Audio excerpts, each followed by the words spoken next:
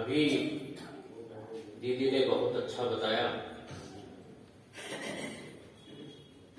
कि शिवरात्रि कैसे मनानी चाहिए। कि रियल में वैसे तो हम व्रत इत्यादि करके ये सोचते हैं कि शिवरात्रि मना ली, मगर हकीकत में व्रत किस चीज का होना चाहिए। व्रत केवल खाने पीने तक ही सीमित नहीं होना चाहिए, अपने संकल्पों का व्रत होना चाहिए। व्रत होना चाहिए कि हमने क्या त्याग करना है अच्छे बनने के लिए।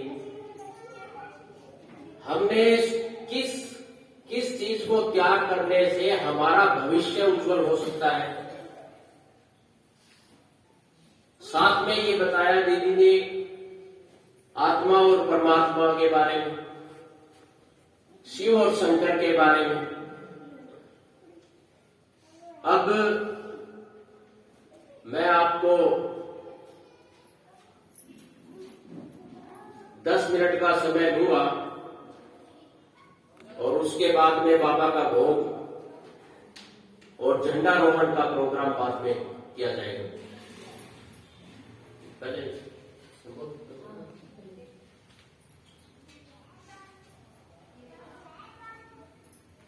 ओम शांति, ओम शांति, ओम शांति।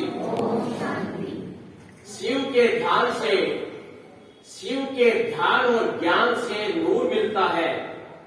शिव के ध्यान और ज्ञान से नूर मिलता है, सबके दिलों में सुकून मिलता है। शिव के ध्यान से ज्ञान से नूर मिलता है, सबके दिलों में सुकून मिलता है।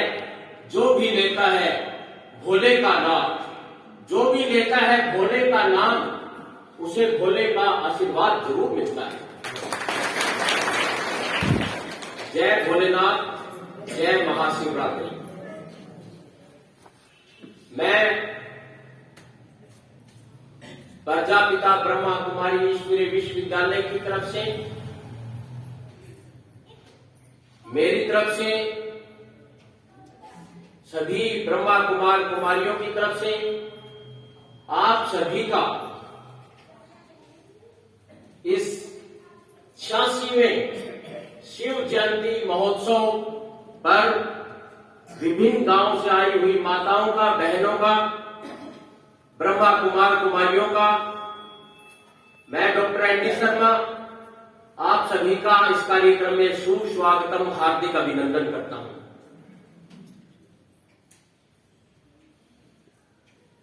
आप कितने सौभाग्यशाली हैं, हम सब कितने सौभाग्यशाली हैं कि हम इस 86वीं त्रिमूर्ति शिव जयंती महोत्सव मना रहे हैं। हम कितने सौभाग्यशाली हैं कि हमने इस भारत की भूमि पर अपना जन्म हुआ है। हम कितने सौभाग्यशाली हैं, हम ऐसी जन्मस्थली पर पैदा हुए हैं जहां महान महान ऋषि मुनियों ने जन्म लिया है। इस धरती मां को, हम भारत की धरती मां को भारत माता के नाम से पुकारते हैं। सिर्फ और सिर्फ एक ऐसा देश ही हमारा भारत है जिन्हें हम धरती मां को धरती मां कहते हैं, वरना कोई ऐसा देश नहीं है जहां पाकिस्तान मां, अमेरिका मां, चीन मां, रूस मां पुकारी जाती हो। यहीं तक नहीं, ये जो जन्मस्थली है ऋषि मुनियों की तो है ही है, यहां पे देवी देवताओं ने जन्म लिया है, देवी देवताओं की भी जन्मस्थली है। यहीं तक ही नहीं, स्वयं परम पिता परमात्मा भगवान शिव निराकार, निर्विकार, निरहंकारी ब्रह्मा तन के ऋण लेकर के, उनका तन लेकर के इसी धरती मां पर, इसी धरती पे भारत मां में अवतरित होते हैं। कितना हमारा सौभाग्य है कि ये इसे आप छोटी मोटी धरती मां नहीं माने। मां का मतलब स्नेह होता है, मां यदि बच्चा यदि बाहर से खेल कूद करके आता है, कपड़े मैले हो जाते हैं, कीचड़ में भी भर जाता है, तो उसको कौन साफ करता है? मां। यदि वो पहले अपने पिताजी के पास, अपने बाप के पास चला भी जाता है गंदे कपड़ों के साथ, तो उसका पिता क्या कहता है? तेरी मां के पास जाके साफ करवा। लेकिन कभी मां ऐसा कहती है कि तेरे पिताजी के पास जाकर के करवा। तो हमारी ये जन्मस्थली बहुत ही सौभाग्यशाली है हम कि हमने यहां भारत में जन्म लिया है। सभी का जन्म दिवस मनाया जाता है, जन्मदिन मनाया जाता है, चाहे वो हमारा रात्रि में जन्म हो, दिन में जन्म हो, लेकिन सबका जन्म दिवस मनाया जाता है। इसी तरह देवी देवताओं का जन्म दिवस मनाया जाता है, जिसे कृष्ण जन्माष्टमी के नाम से पुकारा जाता है, राम नवमी के नाम से पुकारा जाता है, धन्वंतरी जयंती के नाम से पुकारा जाता है, इसके अलावा हनुमान जयंती इत्यादि के नाम से पुकारा जाता है। मगर एक ही जो शिवरात्रि के नाम से पुकारा जाता है, वो भगवान शिव के जन्म के अवतरण पे ही पुकारा जाता है। तो इस शिवरात्रि का क्या महत्व है? इसे शिवरात्रि क्यों कहा जाता है? शिवरात्रि इसलिए कहा जाता है कि यह बेहद की रात्रि से बेहद के दिन में परिवर्तित करता है, अंधेरे से उजाले की तरफ ले जाता है, पतित से पावन बनाने का काम किया जाता है, भ्रष्टाचारी से श्रेष्ठाचारी बनाने का काम किया जाता है। और ये कोई मनुष्य के बस की बात नहीं है, ये स्वयं परमपिता परमात्मा अवतरित होते हैं, तब हमें ये ज्ञान दिया जाता है। और परमपिता परमात्मा को आए हुए इस धरती पे अवतरित हुए, ब्रह्मा बाबा का तन लिया, 86 वर्ष हो चुके हैं। मेरे प्यारे सभी ब्रह्मा कुमार कुमारियों, और जहां तक प्रजापिता ब्रह्मा कुमारी ईश्वरी विश्वविद्यालय के माध्यम से और गांव में, मोहल्लों में, पूरे शहर में, पूरे देश में, हरियाणा में, प्रदेश में मेरी आवाज पहुंच रही होगी और पहुंचेगी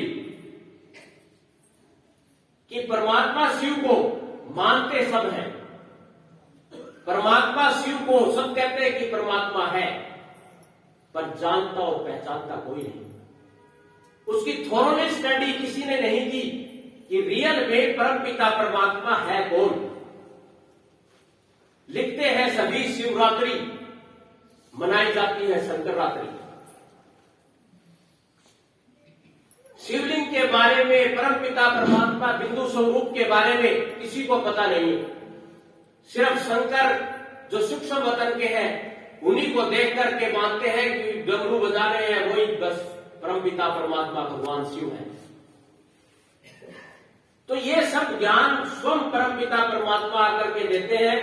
जैसा कि दीदी ने शिव और शंकर के बारे में लगातार बताते भी है, आज भी बताया है कि शिव और शंकर में अंतर क्या है।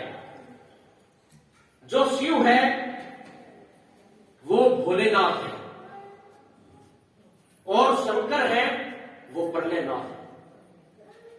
शंकर का काम प्रलय करना है, विनाश करना है।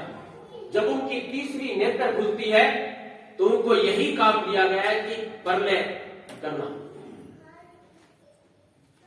और शिव जो है, शिव की परमपिता परमात्मा भगवान शिव की कोई गृहस्थी नहीं होती है, लेकिन शंकर भगवान की दिखाई जाती है कि उनकी गृहस्थी, उनकी पत्नी का नाम पार्वती और उनके बच्चे दिखाई दिए जाते हैं। परमपिता परमात्मा भगवान शिव बिंदु स्वरूप है, लेकिन जो शंकर है वो आकारी है, यानी कि उनका आकार है। सत्यम शिवम सुंदरम, शिव ही सत्य है और शिव ही सुंदर है।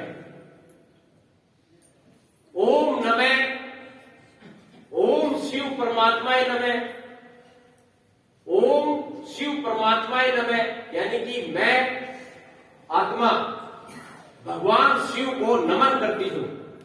लेकिन शंकर के लिए ओम शंकर देवताय नमः, मैं आत्मा शंकर देवता को नमन करती हूं। यानी कितना बड़ा डिफरेंस है कि परमपिता परमात्मा भगवान शिव में और शंकर में। लेकिन हमने क्या कर दिया, अभी भी मैं रास्ते में आ रहा था सुबह सुबह, कि जी शिव शंकर अलग अलग थोड़े ही है, एक ही तो है। मतलब कितना भ्रम हमारे बीच में फैला हुआ है कि हमें अभी तक पता ही नहीं है कि शिव और शंकर में अंतर क्या है। अब बात कर लीजिए कि किसी मंदिर इत्यादि की जब पूरा निर्माण होता है, संपूर्णता होती है, तो उसकी प्राण प्रतिष्ठा के लिए शिवलिंग की प्राण प्रतिष्ठा की जाती है और उसको तभी संपूर्ण माना जाता है। और प्राण प्रतिष्ठा जो की जाती है शिवलिंग की, वो गुंबद से शिवलिंग को ऊपर से नीचे उतारा जाता है, अर्थात कि शिवलिंग जो परमपिता परमात्मा है हमेशा ऊपर से नीचे अवतरित होते हैं, उनको गेट के माध्यम से नहीं लाया जाता है।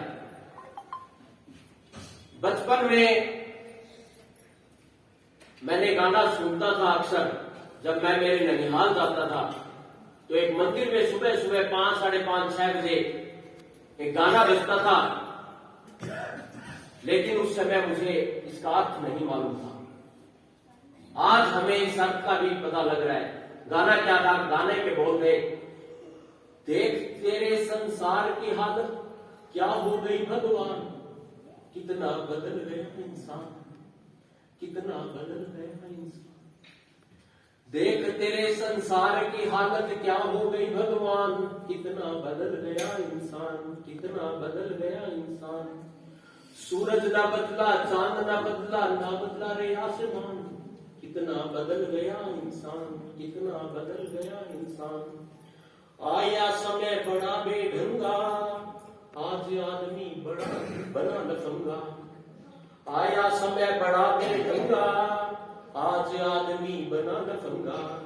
कहीं पे झगड़ा कहीं पे दंगा, नाच रहा है डर होकर नंगा।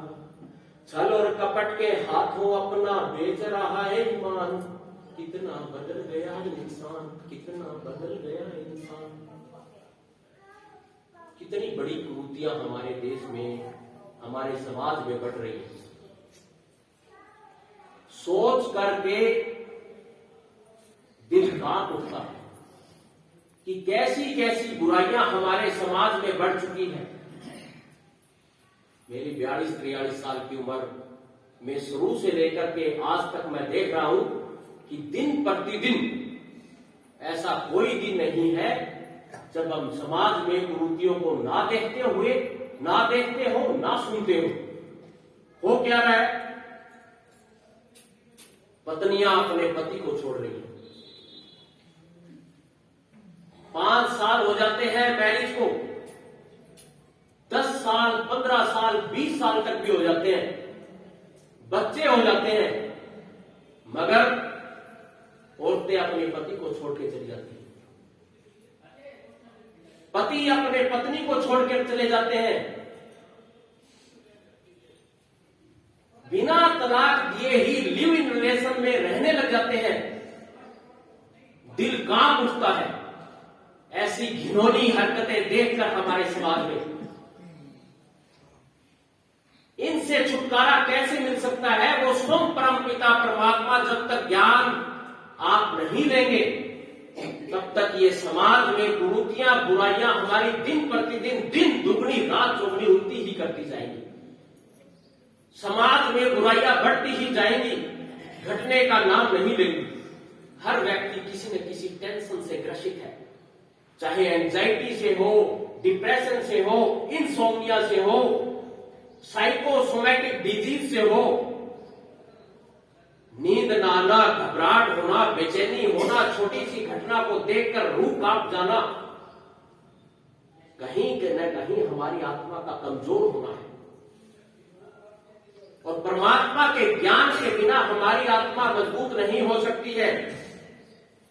आज आज मनुष्य किसी न किसी नशे का शिकार है, चाहे बीड़ी का ही क्यों ना हो, सिगरेट ही नहीं अपितु शराब और ये जो खतरनाक नशा हमारे देश में चल रहा है, हमारे क्षेत्र में चल रहा है, वो चिट्टे का नशा, हेरोइन का नशा चल रहा है। मैंने 7-8 दिन पहले भट्टू सरकारी स्कूल में प्रोग्राम किया, उसमें हेल्थ के ऊपर बताया और नशे के ऊपर बताया। तो लास्ट में मैंने एक बात सभी बच्चों से पूछी, हालांकि वो बच्चे सारे 8वीं तक थे। क्या पूछा? एक बात मैंने कि हमारे आसपास के क्षेत्र में कौन सा नशा खतरनाक चल रहा है। सभी बच्चे एक स्वर में बात बोले कि चिट्टे का नशा। आप यकीन नहीं करेंगे कि इतना खतरनाक नशा हमारे जीवन को ही नहीं, हमारे घर को, परिवार को, समाज को, देश को बर्बाद कर रहा है। तो ये कैसे छूटेगा? ये मनुष्य छुड़ाने का काम डॉक्टर अपनी कोशिश कर सकते हैं, मगर जब तक ये नशा, जब तक ये पतित होने का काम, जब तक भ्रष्टाचारी होने का काम, ये कोई और नहीं मिटा सकता है। सरकार नहीं मिटा सकती, कानून नहीं मिटा सकता। कानून तो ऐसी चीजों को जो लिव इन रिलेशन में रहने की प्रथा है, तलाक बिना किए कहीं और चले जाना, कहीं न कहीं कुछ न कुछ इनको शय मिल रही है कानून से, तो ये कोई और नहीं कर सकता। ये परम पिता परमात्मा भगवान शिव, उनका ध्यान लेकर के ही इन चीजों को छोड़ा जा सकता है, बुराइयों को छोड़ा जा सकता है। अंत में मैं यही कहूंगा कि इन सभी बुराइयों का, इन नशा छोड़ने का जो समाधान है, या पतित से पावन बनने का जो समाधान है, आज भाई भाई में झगड़ा, जब जोर और जमीन पर झगड़ा, पति पत्नी में झगड़ा, छोटी छोटी बातों पर लेकर के झगड़ा, ये तब तक नहीं मिटेगा जब तक हम स्वयं परमपिता परमात्मा का ज्ञान नहीं लेंगे। ज्यादा नहीं तो इतना जरूर कर लीजिए, ध्यान से सुनिए इसका समाधान। ज्यादा नहीं तो सुबह सुबह उठ करके अमृत वेला, ठीक है, 3:30 से 5 बजे तक 1.5 घंटे 2 घंटे इतनी मेहनत नहीं भी कर सकते तो एक बार उठ करके परम पिता परमात्मा का ध्यान 2 मिनट 5 मिनट जरूर कर ले। जैसे ही हम उठे उसी समय ध्यान कर ले, किसी और व्यर्थ संकल्पों में ना जाए, और सोने से जस्ट पहले परम पिता परमात्मा का ध्यान कर ले। वो हमारे कहीं न कहीं सबकॉन्शियस माइंड में और चेतन मन में चला जाता है। जैसे ही हम रात को परम पिता परमात्मा ध्यान लेकर के सोते हैं, वो पूरी रात वो चक्रव्यूह वैसा ही चलता है। मैं सभी का, आप सभी ब्रह्मा कुमार कुमारियों का, जो नए भाई बहन